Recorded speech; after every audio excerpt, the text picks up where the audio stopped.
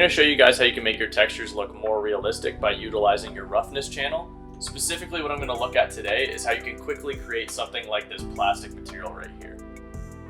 Alright, so the first thing that we're going to do is I'm just going to mask off this folder that I have for this chord to just the chord. So I'll click on it, and then I'm going to come over to the geometry mask, and I'm going to invert that selection.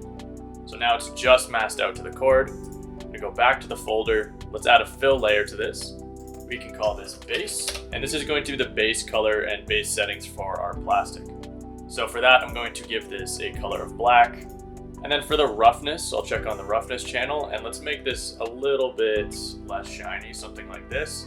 And so it's already working as like a very clean plastic, but now we want to start to layer on the detail and make it feel more realistic. And for that, what we can do is add another fill layer, call it variation.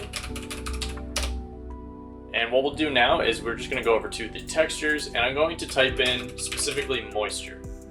This texture for me works really well for cables and stuff. You can use any kind of grunge, and I'd encourage you to experiment with different ones. But I find that this is a pretty good one to use. So we're going to click and drag this into the base color. We'll turn on the roughness, and we'll drag that into the roughness as well, just so that the two of them match up perfectly.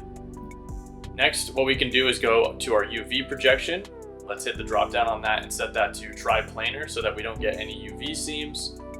We can scroll down to our tiling, and we can increase the tiling on this quite a bit. Something like 8 looks pretty good.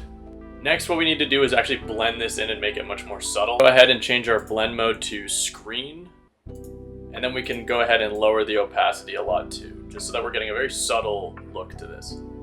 We can go ahead and lower the opacity so that we get something a little bit more subtle. Something like here looks pretty good.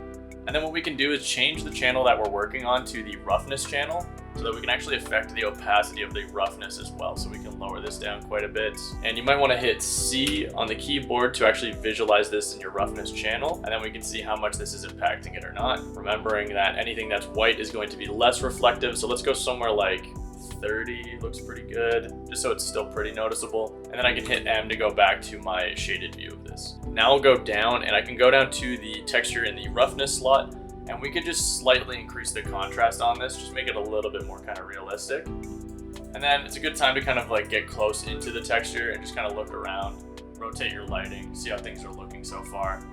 Adjust any of the opacities if you need to.